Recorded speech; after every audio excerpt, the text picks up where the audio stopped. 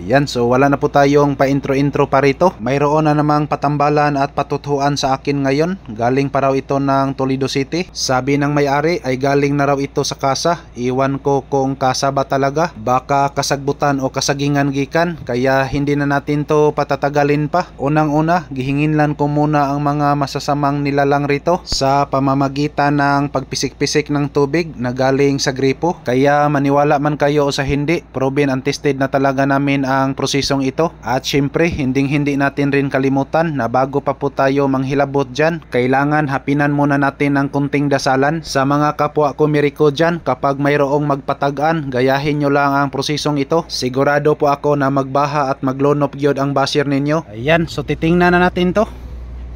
Hindi na tayo magpadugay-dugay, titirahin na natin to, baka maunahan pa tayo ng iba. Okay, so ignition on.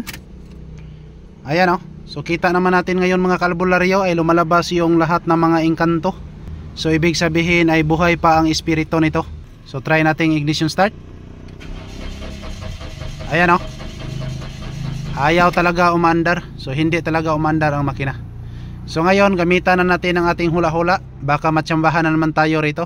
Ang una kong ginawa rito ay sinilip ko ang lahat na fuses at release. Ito talaga ang una nating titirahin pagka ganito na ang balatian. At dahil sa wala tayong nakikita na problema sa dalawang fuse box nito, sa walay langan-langan, iprosedayon ko sa step 2.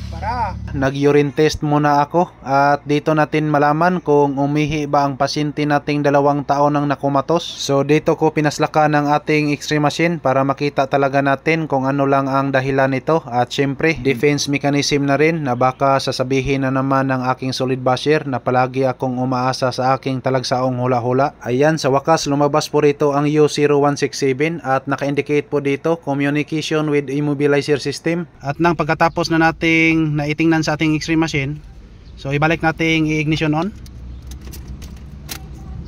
Ayan o. So naka-ignition on na po tayo at pansin natin ay nag-blink-blink yung indicator light ng immobilizer. So ibig sabihin ay hindi talaga umandar ang makina kasi naka-activate po dito yung immobilizer system. Kaya ang ginawa ko ngayon ay straight to the point na po tayo diretso. Yan o. So pinalitan ko agad ang IMO module nito at para magkaalaman na, subukan nating pandarin ang makina kung tatama ba talaga ang aking patsamba diring dapita. Engine start. Alright, so hindi talaga umandar ang makina. Pero yan po ang sinasabi ko sa inyo dati, na pag mayroon tayong ilikiprag sa Luzon, mayroon din tayong Boss Jeffrey sa Visayas. Yan. At dito gituplok-tuplok agad ng aking kapwa manghuhula ang transponder chip programming nito. To be honest with you, medyo nahirapan kami ng konti dahil hindi agad papasok ang codes nito. To make the long story short, nagabihan na naman kami at isa sa mga sikreto pala, mayroon palang pang alkontra. So dito ko ipakita sa inyo ang kababalaghan na sikreto sa kapwa ko Miriko. 1, 2, 3, 4, 5. Alright. So gidok-dok-dok lang ng 5 bisis. So dito na naman 1, 2, 3, 4, 5. Alright. So tingnan natin kung aandar ba ang makina rito para magkaalaman ha. So wala po itong cut video ha. Naka-live po ito. Walang cutting video. So dito po natin malalaman kung tumama bang ating hula-hula during dapita. Ayan o. So kita nyo ngayon na hindi na nag-blink-blink yung disco light rito. Hindi katulad kanina. So ngayon pandarin natin. Start. Ayun. Patay. Palihutag pasigas parking light ani bi. Alright. Ayan o. So kita nyo ngayon mga kalbularyo ay umandar na ang makina. Dahil sa nagabihan tagabi so ito po ang continuation. Ayan o. So ipakita ko sa inyo. Ay palagi siyang mag-blink-blink kung hindi natin papasokan ng yawi. So ngayon itry nating ipasok ang susi dito sa cylinder key. Yan. So ayan o.